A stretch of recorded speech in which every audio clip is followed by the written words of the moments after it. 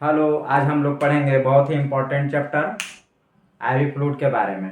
IV fluid का मतलब होता है इंट्रावेनस फ्लूइड। अब हम लोग देखेंगे इसके परिभाषा को। आईवी फ्लूइड वह तरल पदार्थ है जिसे नस के माध्यम से सीधे शरीर में दिया जाता है ताकि शरीर में पानी, इलेक्ट्रोलाइट और ऊर्जा का संतुलन बना रहे। अब हम लोग इसके टाइप्स को देखेंगे। यह दो तरह का होता है। पहला होता है क्रिस्टलाइट फ्लूइड और दूसरा होता है कोलाइट फ्लूइड। पानी में घुलने वाले छोटे मोलिकुल्स होते हैं। इसका एग्जाम्पल में हम लोग देखेंगे एनएस जिसे नॉर्मल सलाइन बोलते हैं, आरएल जिसे रिंगर लैक्टेट बोलते हैं, डीएनए जिसे डेक्सट्रोज नॉर्मल सलाइन बोलते हैं, और ये D5, D10 और D25, डी का मतलब यहाँ डेक्सट्रोज होता है। ये सब हमारे क्रिस्टलाइट फ्लूइड के एग्जाम्पल हैं। और अगला जो देखेंगे नंबर 2 कोलाइट फ्लूइड। इसमें मॉलिक्यूल्स जो होते हैं ब्लड के वॉल्यूम को मेंटेन करता है।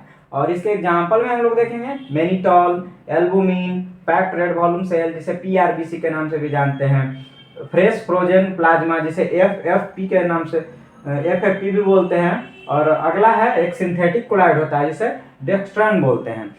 आगे देखेंगे हम लोग एनएस, आरएन, डीएनएस, D5 और D10 के एडवांटेज और डिसएडवांटेज और यूजेस के बारे में।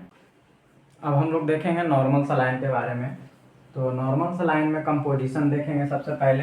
तो 0.9% सोडियम क्लोराइड यानी कि NaCl प्रत्येक 100 ml NS में होता है। अब इसके यूज के बारे में देखेंगे। इसका use dehydration, shock, blood pressure maintain करने में, वोमिटिंग एंड डायरिया में, मेडिकेशन डाइल्यूशन में और बाउंड केयर में करते हैं। और ये हमारा NS जो है 100 ml, 500 ml और 1 लीटर के बोतल में अवेलेबल होता है। और इसके एडवांटेज की बात करें तो यह ब्लड वॉल्यूम को बढ़ाने का काम करता है और सेफ फ्लूइड है। और इलेक्ट्रोलाइट इम्बैलेंस है तो में भी इसका यूज करते हैं। एसिडोसिस सुधारता है।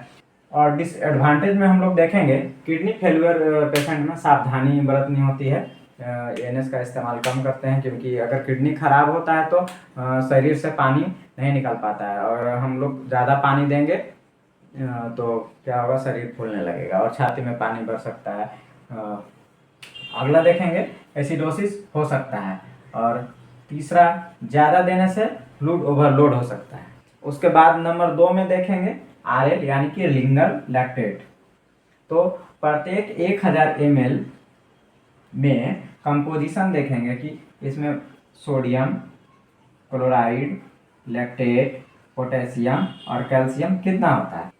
सोडियम 130 MEQ पर लीटर होता है और क्लोराइड 109 MEQ पर लीटर और लैक्टेट 28, पोटेशियम 4 और कैल्शियम 3 होता है। अब हम इसके यूज, एडवांटेज और डिसएडवांटेज को पढ़ेंगे। रिंगर लैक्टेट का यूज हम लोग burn patient, trauma, surgery, dehydration में करते हैं।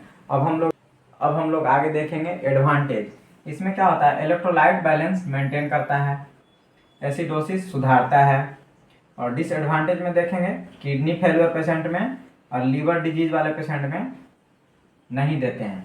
DNS यानी कि डेक्सट्रोज नॉर्मल सलाइन, इसमें डेक्सट्रोज भी होता है और नॉर्मल सलाइन भी होता है। इसमें 5% डेक्सट्रोज और 0.9% NaCl 100 ml में होता है।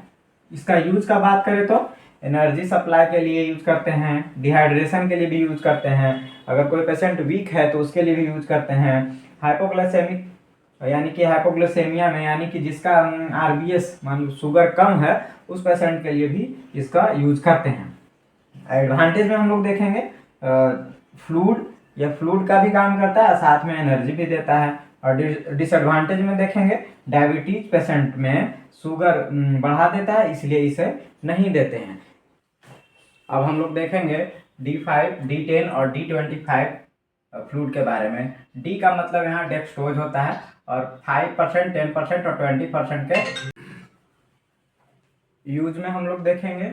इसका यूज एनर्जी सप्लाई के लिए, हाइपोग्लाइसेमिया में, पोस्ट सर्जरी पेशेंट के लिए, वीक पेशेंट के लिए और नियोनेटल केयर के लिए करते हैं।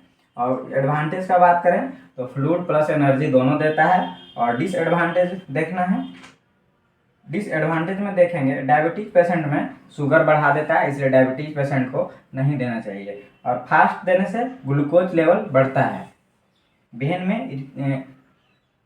में इरिटेशन होता है फास्ट।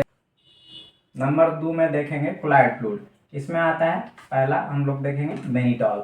मेनिटॉल इसका यूज के बारे में बात करें तो brain swelling, increase intracranial pressure को कम करने के लिए एक्यूट किडनी फेलियर में करते हैं। और एडवांटेज, ब्रेन प्रेशर को कम करता है और यूरिन आउटपुट को बढ़ाता है। और डिसएडवांटेज में हम लोग देखेंगे डिहाइड्रेशन, इलेक्ट्रोलाइट इम्बैलेंस और हार्ट पेशेंट में रिस्की होता है। फ्लूइड का चुनाव हम लोग पेशेंट के कंडीशन पे करते हैं।